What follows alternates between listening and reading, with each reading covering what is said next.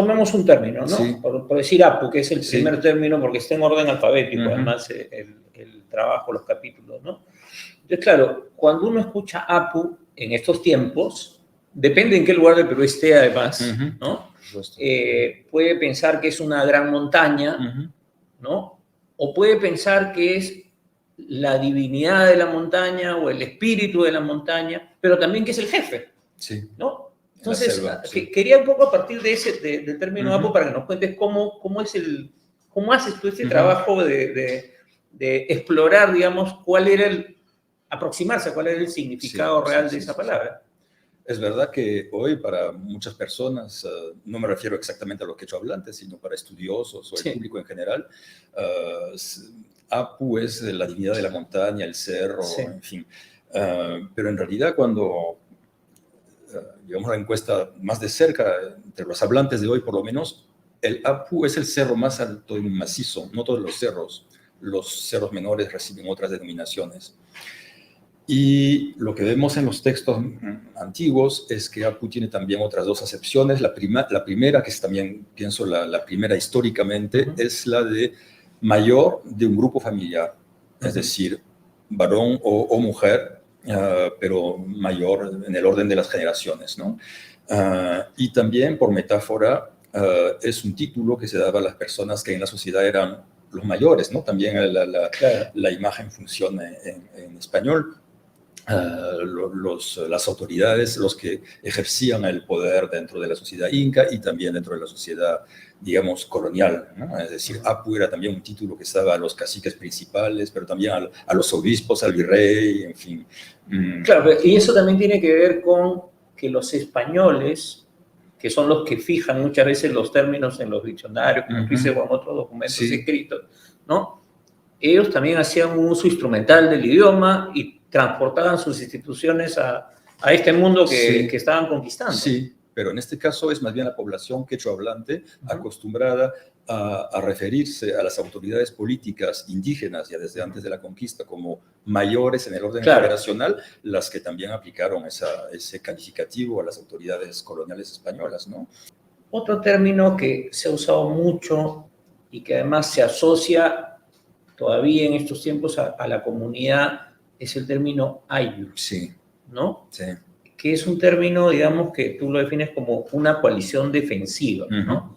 Entonces, claro, lo que uno ve es que varios de estas definiciones que tenían un sentido, no solo ahí en la colonia, sino luego en la República, ¿no? Se empiezan a asociar también con, vamos a decir así, unidades administrativas, ¿no? Formas de organización política desde el Estado, ¿no? Sí. Entonces, ese es otro proceso que también hace que las palabras, y que algunas desaparezcan, Sí. ¿no? No Sí, sé si sí. puedes ponernos algún ejemplo. Sí, claro. Bueno, en el caso de Ayllu que mencionas, en el origen el Ayllu aplicado a una unidad social, a un grupo de parentesco extenso, es una metáfora, porque lo que parece ser el significado básico de la palabra es ¿cómo se llama? La boleadora. La boleadora, Claro. es decir, varias bolas amarradas entre sí con correas, que es una herramienta de caza y de guerra. Entonces el Ayllu se puede pensar, y aporto algunos indicios a favor de esta hipótesis, que surgió como una coalición guerrera, tal vez a principios del periodo intermedio tardío, fines del Horizonte Medio, hace digamos 1000 años, como una coalición defensiva de familias que se unían para defender su territorio y sus recursos. Luego fue reutilizado por el Estado Inca como unidad de movilización laboral para la extracción de los servicios laborales, es decir, del tributo en el fondo, ¿no? Bajo la forma de trabajo. Y luego también fue reutilizado por el Estado español, el Estado colonial, como unidad tributaria. Tributaria, básicamente, sí. claro. Y en países como Bolivia, hasta muy avanzado el siglo XIX, con esta misma función, ¿no? Claro. Ahora, tú has dicho algo importante que tiene que ver con el cambio que provoca justamente el periodo de los incas. Sí. ¿No? Y tú señalas, a diferencia de otros autores, que significaron cambios sustantivos en la dinámica de este territorio, ¿no?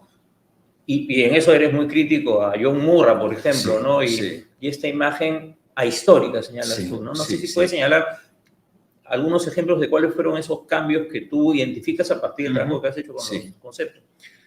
es que la historiografía sobre los incas que surgió con la generación, digamos, de Murra, o más Sí. bien de los años 60, es una historiografía, una etnohistoria que reacciona fuertemente contra una historiografía más tradicional que atribuye a los incas un protagonismo enorme en la evolución, la formación de la sociedad, la cultura andina tal como la conocemos después. Y hubo una fuerte tendencia en toda esa generación de la etnohistoria Sí. a minorar, y yo creo a subestimar el cambio social y político que representó el imperio inca, el advenimiento del Estado inca. Y en todos los campos, la organización social, la economía, la difusión misma del quechua. Un ejemplo que puedo dar es el de la institución y del término curaca, ¿no? Curaca Sí. en quechua. ¿Cómo se pronuncia? Curaca. Curaca. Sí, Yeah. sí, sí. Okay. Que también significa el mayor, pero esta vez de una fratría, no de un grupo familiar intergeneracional, sino de una fratría. Es una institución que fue creada por los incas en todo su imperio, su estado, para disponer de una administración a la vez, digamos, unificada, pero semi-indirecta, en el sentido en que el curaca era elegido dentro del grupo local y luego se volvía hereditario. Pero recibía mujeres muchas veces del Cusco y se encaizaba, en fin, es una especie de gobierno de funcionario hereditario.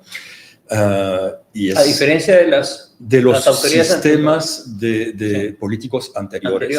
De los cuales trato también a través claro. de dos términos, por lo menos, que son Jápaj y Huilca, que designaban potentados que por ser muy ricos, gracias a la posesión de extensos rebaños de llamas y alpacas, disponían de una clientela, digamos, de allegados, de arrimados, de dependientes enormes, claro. Tanto para la producción como para la guerra.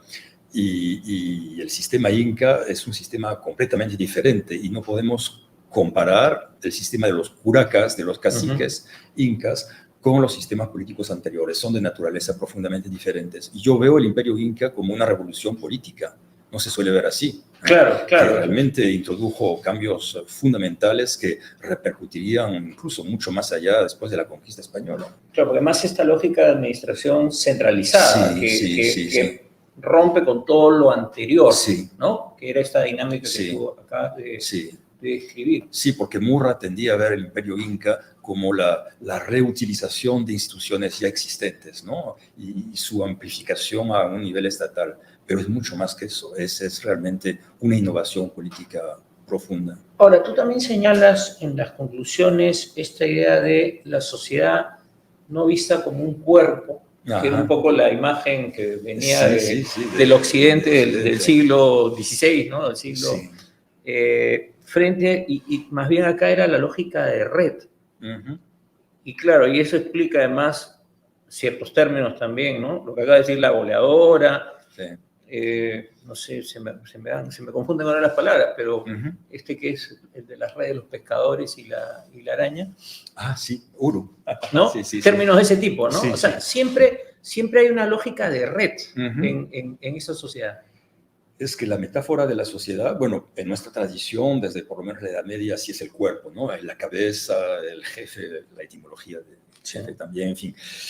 Los que ejecutan son los brazos, pero en los Andes, hasta hoy, por lo menos en los Andes meridionales del sur del Perú y Bolivia, la metáfora de la sociedad es la familia, la parentela.